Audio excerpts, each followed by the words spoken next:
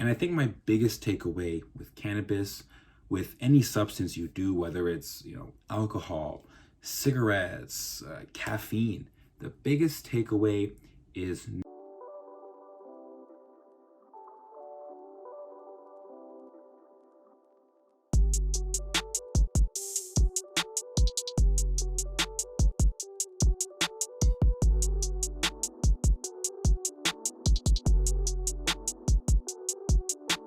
hello, everybody, and welcome to Vibing Out with Texony. I'm your host, Texony, aka Mr. WorldVibe. And what we have here is a community to give local voices a public platform of shared ideas, knowledge, and perspectives. So let's just jump right into things today, guys. I'll skip the little intros. This is Thursday Thoughts. So if you haven't been here before to Thursday Thoughts, thank you for joining. If you're watching on YouTube, make sure you like, comment, and subscribe so you don't miss any more episodes. Same thing if you're listening on Apple Podcasts or Spotify. So thank you for being here.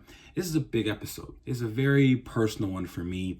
As I do on Thursday Thoughts, I talk about, my thoughts, my experiences in life. This one so happens to be on cannabis and my relationship with cannabis. And why do I say relationship? Because with a lot of things in life, my relationship with cannabis came full circle. So I'm going to be talking about this circle, and this idea of circles, this notion of circles really means a lot to me, speaks to me.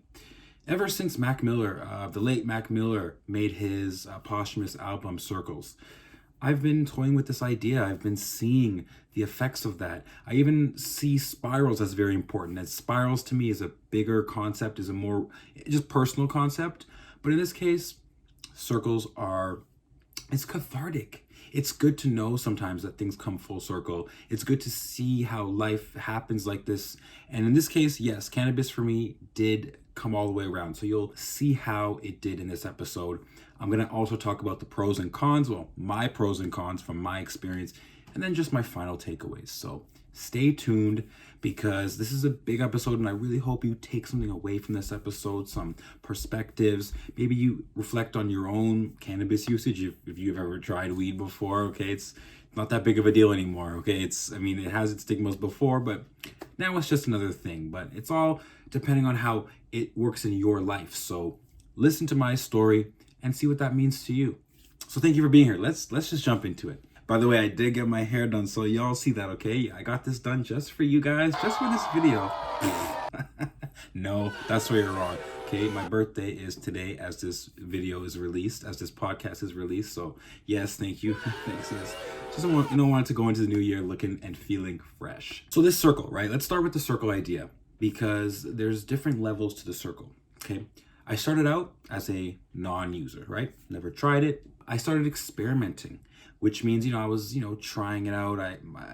So I'll get into that, how that looked for me. And then I became a recreational user. So I'd use it from time to time, became a frequent user. So I'd actually use it like, let's say, every other day, a few times a week. And then it became to the highest point where I was just dependent on it. And that was like the height of my dependency. I wouldn't really call cannabis something you can get addicted to physically because if you stop for a few days, it only takes a few days for your body to recover. It's not really in the category of addictiveness, but anyways, dependencies can be quite severe from person to person. So that was the height for me of this circle, you could say. And then, I took a step back and I became, again, a frequent user.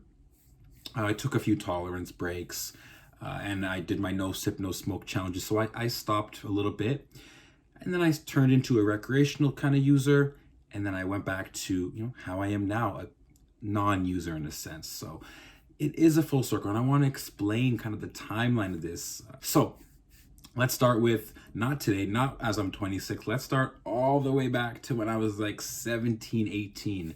And, that was kind of towards the end of high school. I did not smoke at any point in this, like around 17 or so. I was actually an athlete for a lot of my life. I was playing competitive soccer from about like 12 all the way till like 18. So I was playing soccer for a lot of years growing up on the Brampton Blast. I don't know if you guys know that team. I was playing on school teams. I was just focused on fitness. That was how I was raised, and my body just allowed me to do that easily.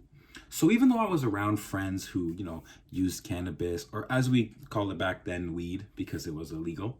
Uh, so I was around weed all the time. I was around it, and it wasn't a big deal. I was never peer pressured to do it. Like, I have good friends. They would never be like, oh, do this, so you can't hang with us. No, I was around it.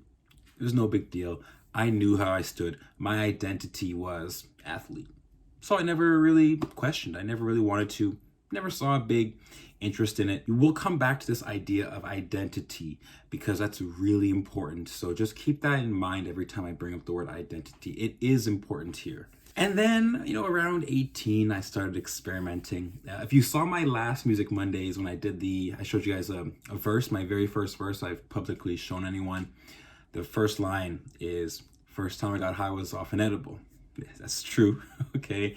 There's a big story there. I don't want to talk about it too much, but yes, I did eat a cookie edible to get high for the first time, and it was pretty funny. Yeah, I only ate half, and yeah, I went back to school that day just completely gone. So I would not suggest trying an edible for your first time. It could be very intense, and when you eat edibles, you can't really control the dosage because you don't really know how much is in there. It's hard to tell. And back then, these were not like government created. So again, you just didn't really know. So yes, first time I got high was that way. I smoked a bong a few, I would say, months later. And then, I tried, blunts and rolls and spliffs and whatever. I tried all that eventually. So that was kind of how I got into the game, if you call it that. Now, yes, that was the days of experimenting. So, as I was doing more and more cannabis, I kind of just became a recreational user. And this definition to me means, I was doing it a few times a week, maybe 1 or 2 times, just whenever I had the opportunity to. Mainly that would be like when I hung out with friends, I would be smoking. Like, I had my bong, so I kind of started doing it more and more. And I actually met a lot of friends and connected with a lot of people through cannabis, through smoking with people. So that's a good part of it. I'll get to the pros and cons, but I remember when I was a recreational user, I was meeting people who smoked, and it was kind of a big thing back then. It really seemed like that. At least where I was from, at least the people I was around, it wasn't really a stigmatized thing. Once you're in the community of people who smoke, it's not a big deal. It's like kind of like drinking in that sense. You either do or you don't. That's what it is. But anyways, I started to identify as a stoner, pothead, or whatever, because I had my bong. I was doing it every other day or so. So, this was 2012, 2013-ish.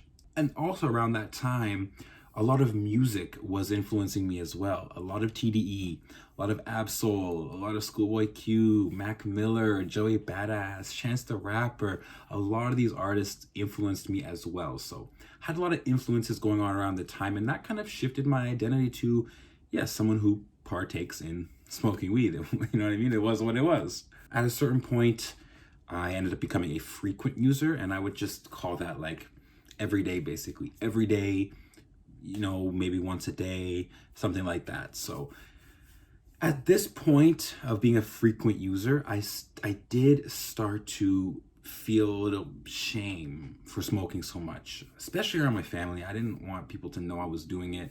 I would have like a bong and I'd smoke like in my room and blow it out the window, or have a spoof, as people would call it, which is just like a little handmade device where you can buy them and you blow into it and it kind of dissipates the smell, if that makes sense. So I would find ways to just do it in my room or just do it low key. I didn't want a lot of people knowing.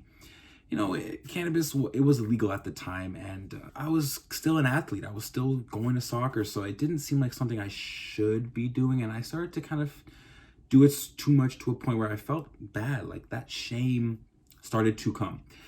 I don't regret it now. Looking back, of course, I wouldn't regret much in my life at all, because I'm here where I am talking about it now.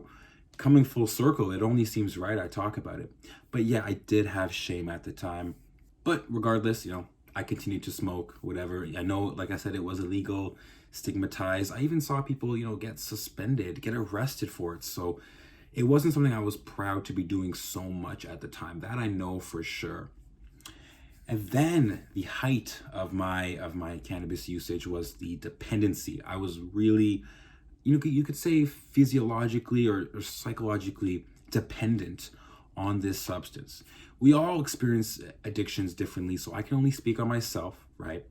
And yeah, it really was the height of my usage, where I was, using cannabis 3 to 4 times a day.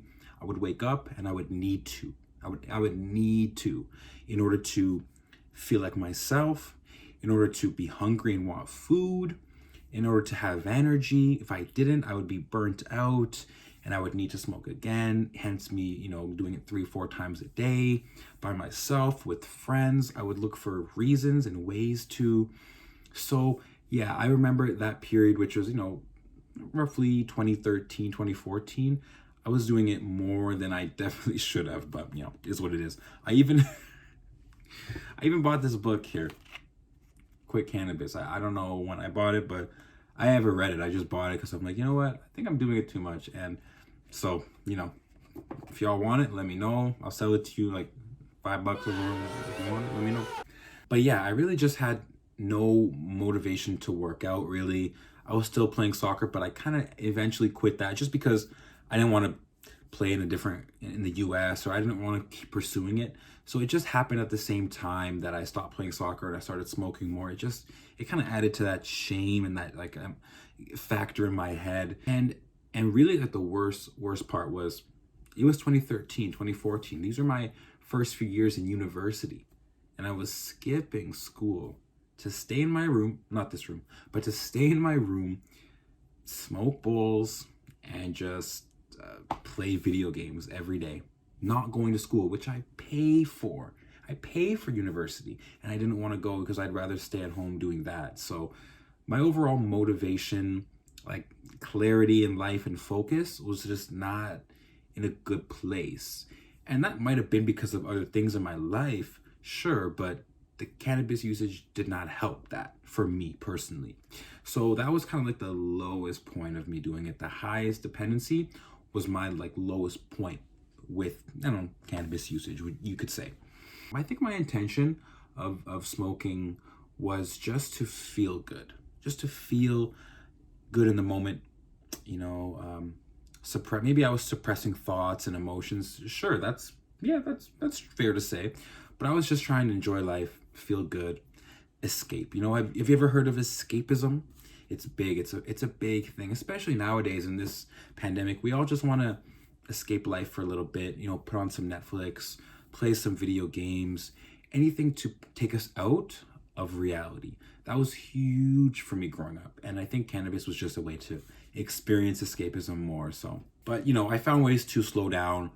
I kept going with my university degree, finished that. I actually finished way better than I started. So, congrats to me. I made it through that. So let's fast forward to 2019, 2020.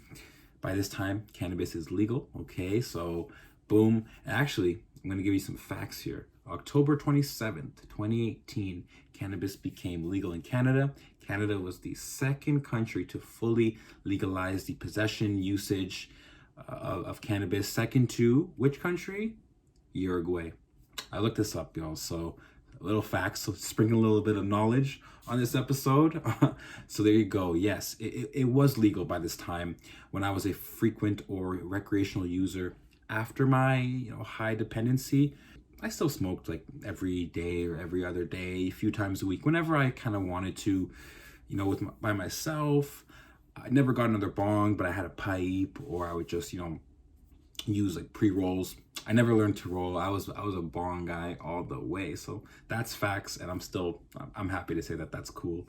So yeah, I used edibles a lot. Edibles were great for the pandemic because you didn't want to go out as much. You couldn't really smoke with friends as much. So having edibles is really, it was kind of convenient. And a lot of people would probably agree with me. Plus, they became legal around this time, and you could purchase them through a lot of websites, through a lot of cannabis stores, government run. So that was kind of the way to go. So yeah, I mean, as we went into lockdown, I would still smoke every now and then. But I was busy. I was busy with Drive Test. I was busy with my podcast. So The intention of smoking, of using cannabis and stuff, was not escapism, was not just to feel good and suppress what I had going on in life. It was more just about relaxing at the end of the day. I would smoke after I'm done work. I wouldn't smoke then go to drive test or smoke and then come and record a podcast in front of you guys. No, I would do what I have to do because, I'm grown, I got stuff to do, and I would just use it as a way to relax, which I think a lot of people do nowadays. And then let's go to like nowadays. I would call myself a kind of a non-user of it completely, or most of the time really. A lot of the mentors that I look at online, they don't use cannabis at all, and they've explained why, and I kind of align with that way of thinking. I also learned a lot about sources of high versus low vibrations, and turns out cannabis, same with alcohol, even coffee, are low vibrational. So I'm pointing to a lot of reasons personally to just not do it anymore. I'm also, training to become an athlete again. So obviously, smoking is not going to be good for my lungs, respiratory, the system, cardiovascular health. It's not the best for that either. But I will say CBD products, okay, they actually are pretty good for athletes. They reduce physical inflammation in the body. And I think CBD products restore the balance of neurons, which I won't really get into because I'm not really sure about the science, but there are a lot of benefits for CBD products. So even though I'm against kind of using cannabis because I'm training to be an athlete, there are, usages of CBD. So let's be very particular about which parts of cannabis I find useful and which I don't find useful. But I think it's good to know that I can if I want to. I don't want to feel like if I do it, I'm going to just overindulge because I'm just like, no. And then when you finally get it, you're like, oh, let me just do all of it. Let me just smoke it all. Like, no, I'm not trying to do that. So I trust myself to do it once in a while, but I really don't identify as a stoner anymore or someone who uses cannabis products for the most part. I just don't. That being said, let's go into the pros and cons of, my cannabis usage. And just the way I see it in my life, maybe you would agree with me some of these points or maybe not. The biggest pro for me is I've always had a pleasurable experience with cannabis. Never greened out, that's kind of like where you puke or like pass out. Never me. I think maybe because I have like Jamaican background, maybe like some parts of my genetics are used to it or just, better bind to the reaction. I don't know. I'm not sure about the science, but I've never felt super anxious or, had after smoking or having too many edibles. I've never had any adverse effects. I've always had a good experience with it, whether by myself, with others. I've been able to handle it mentally and physically with the dosage I take. So I've been there and I've done that and it's been fine. I've also met, like I said, I've met and connected with so many people through, using cannabis. It's been a good social component for me, which I would say is definitely a pro. Also, lastly, is music. I love creating music when I'm high. I just have a more, like my brain just fires better. It just does. I don't know. I enjoy it better. I'm having more creativity.